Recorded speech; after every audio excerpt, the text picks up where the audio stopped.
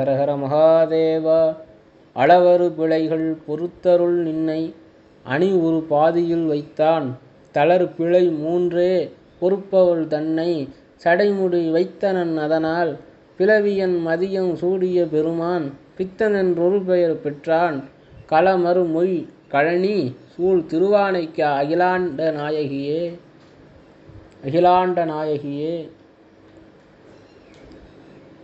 திருவானைக்கா அகிலாண்ட நாயகி மீது, அகிலாண்டேஸ்வரி மீது மகாவித்வான் மீனாட்சி சுந்தரம் பிள்ளை அகிலாண்ட நாயகி மாலைன்னு ஒரு நூல் பாடியிருக்கார். அதில் உள்ள ஒரு செய்யுள்,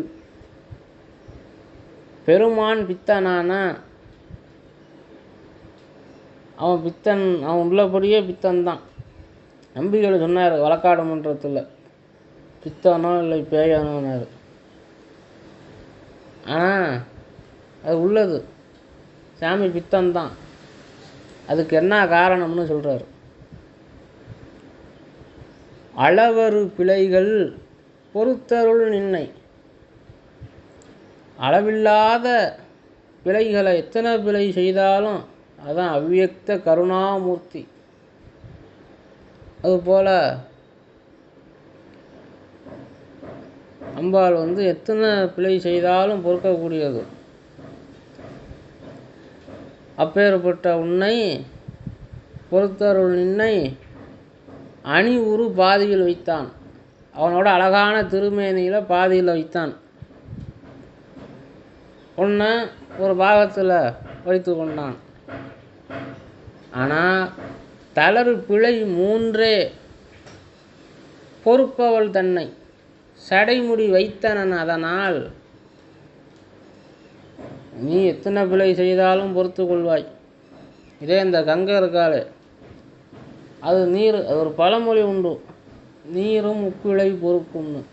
அதனால் தண்ணியில் போய் யாராவது நீச்சல் தெரியாது அங்கே போய் நீரில் விழுந்து விட்டால், அந்த ஆற்றுலையோ குளத்துலையோ இருந்தால் அது 3 வாட்டி காப்பாற்றி விடுமா, மேலே தூக்கி விடும்.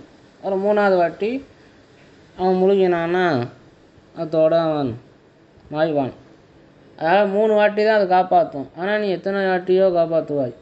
அப்படிப்பட்ட 3 வாட்டி காப்பாற்றக்கூடிய, 3 வாட்டி மட்டுமே காப்பாற்றக்கூடிய அந்த கங்கையை அவன் சடையில் வைத்து கொண்டான். இவன் பித்தனா இல்லையானா நிச்சயமாக பித்தன் தான். அதனால் அவன் பித்தன்னு அவன் பேர் பெற்றுட்டான்ட்டார். மதியன் சூடிய பெருமான் பித்தன் என்றொரு பெயர் பெற்றான்.